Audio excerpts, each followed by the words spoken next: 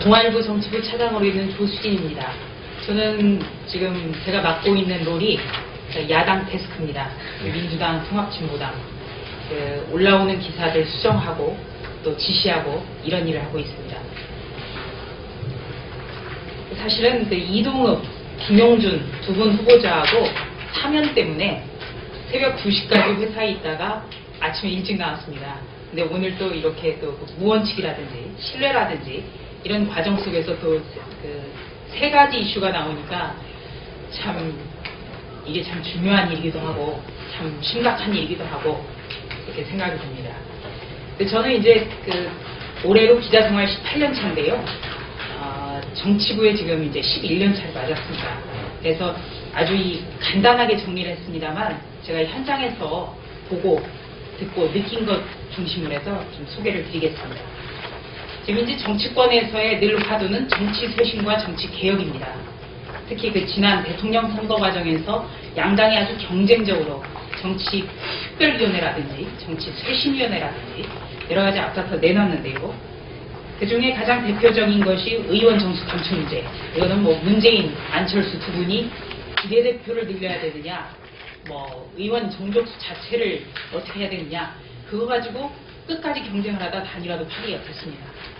국회의원 불체포 특권 포기 문제, 그리고 국회의원 연금 폐지 문제, 또 민주통합당 같은 경우에는 선거에서 불리하게 돌아가니까 갑자기 선거 직전에 춘천에서 의원총회를 갖고 국회의원 세비를 30% 줄이겠다고 또 의원총회에서 결의까지 했습니다.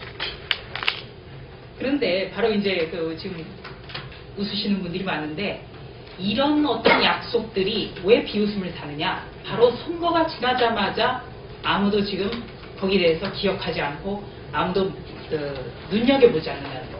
그리고 또 임시국회가 지금 열려야 한다고 하는데 임시국회의 안건에도 포함되지 못했기 때문에 바로 이렇게 여기 참석하시는 분들 중에서만 해도 이래서 바로 우리 정치가 신뢰를 얻지 못한다 이런 생각을 많이 하실 겁니다. 그런데 이제 이와는 정반대로 의원들 같은 경우에 지역 국민에게 휘둘린, 그러니까 쉽게 말하면 표가 될 만한 사안에 있어서는 굉장히 신속하게 아주 논의도 제대로 거치지 않고 통과를 시킵니다. 그래서 서둘러서 입법이 되고 또 그게 발효도 됩니다. 이번에 택시업계 문제, 택시법이 가장 대표적이고요. 앞에 세 분 교수님들께서 택시법 문제에 대해서 말씀 많이 하셨기 때문에 저는 그 부분에 대해서는 구체적으로 말씀드리지 않겠습니다. 그리고 나서 우리가 3년 뒤에 다시 총선을 치러야 됩니다. 그래서 저는 여기 지금 우리 시민사회가 주최한 토론회고 또 여기 시민을 대표해서 관심이 있으신 분들이 오셨기 때문에 좀 몇 가지 당부를 드리고 싶습니다. 예로요.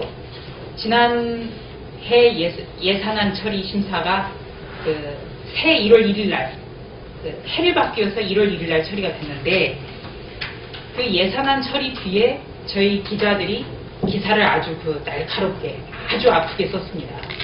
민주통합당의 어느 재선 의원이 때를 부려가지고 300억 원을 유치하고 그거를 자기 지역 국민들에게 홍보하기 위해서 홈페이지와 무슨 문건을 만들어서 돌렸다.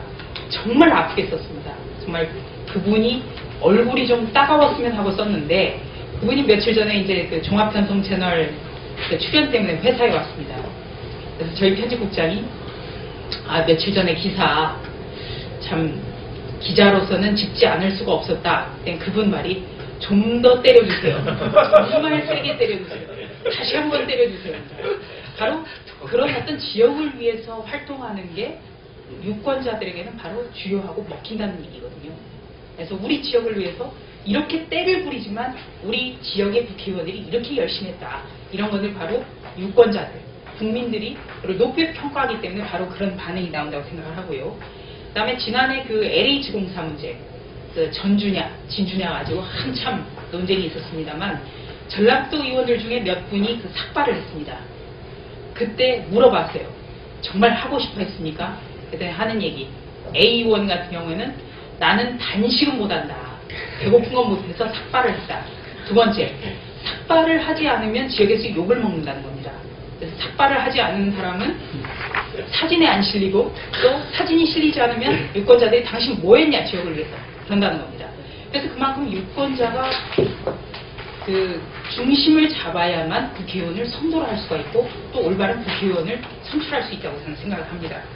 그 다음에 세 번째는 국회의원분들 중에 의정 활동을 언론에 보도가 되는 빈도수로 평가하는 부분 많습니다. 왜? 유권자들이 그렇게 평가를 하는 경향이 높기 때문입니다. 그래서 어느 국회의원 같은 경우에는 한일 어업협정 같은 때 이렇게 있을 때 다른 일은 안 하시다가 한일 어업협정 뭐 폐기라든가 이런 뭐 재수정을 요구하는 움직임이 있을 때 느닷없이 사진이 찍힐 만한데 갑자기 끼어드십니다. 그래서 반드시 사진이 찍힙니다. 그런 의원님이 몇 분 계십니다. 그런데 지역에서는 그게 열심히 한다고 받아들여집니다. 그리고 또 무상복지, 무상부육. 특히 이제 서울시장 재보궐선거 때 무상 급식 문제가 굉장히 첨예한 사안이었습니다. 그래서 그 오세훈 시장 같은 경우에 글로 직을 걸게 되면서 민주당에서는 치사하게 먹는 거에 어떤 정치적인 명운을 거냐, 애들 먹는 거 가지고 이렇게도 비아냥이 나왔고요. 또 민주당에서는 그런 식의 어떤 무상급식을 하면 나라 국간이 거덜난다고는 하지만 용기 있게 그것을 반대할 수 없다라는 얘기를 숨어서 많이 했습니다. 왜? 표와 직결되기 때문에. 동네 아주머니들 만나보면 무상급식을 반대하면 수구처럼 비춰지고 굉장히 인기가 없다는 겁니다. 그래서 우리가 지금 정치 개혁에 대해서 굉장히 국회의원들도 말하고 또 언론도 지적을 하고 있고 또 유권자도 많이 목소리를 높입니다.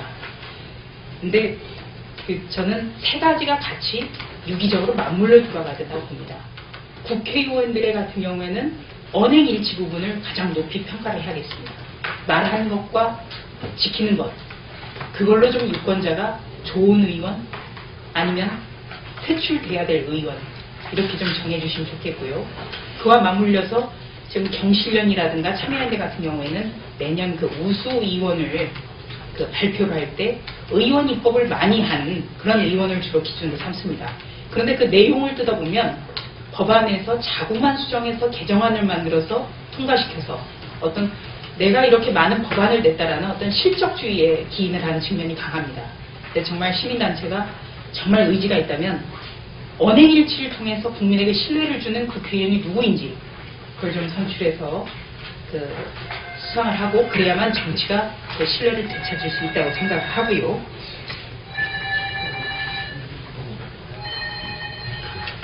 그 다음에 두 번째는 유권자 현명함입니다. 국회의원이 굉장히 국민의 눈에서는 굉장히 힘있고 또 국민 위에 있는 존재라고 생각이 드는데요.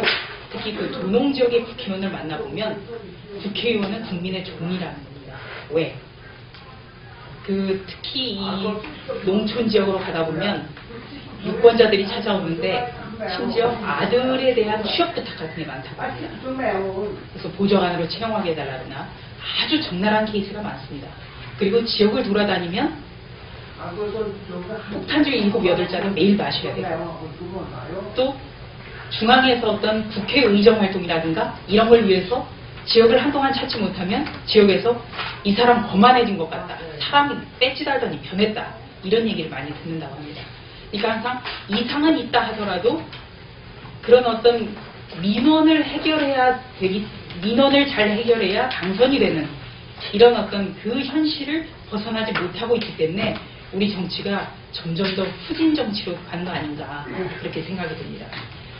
그리고 이제 노무현 대통령이나 이명박 대통령이나 박근혜 대통령이나 항상 대선 과정에서 또는 취임하고 나서 가장 강조했던 게 이제 용어는 각기 다르지만 법과 원칙입니다.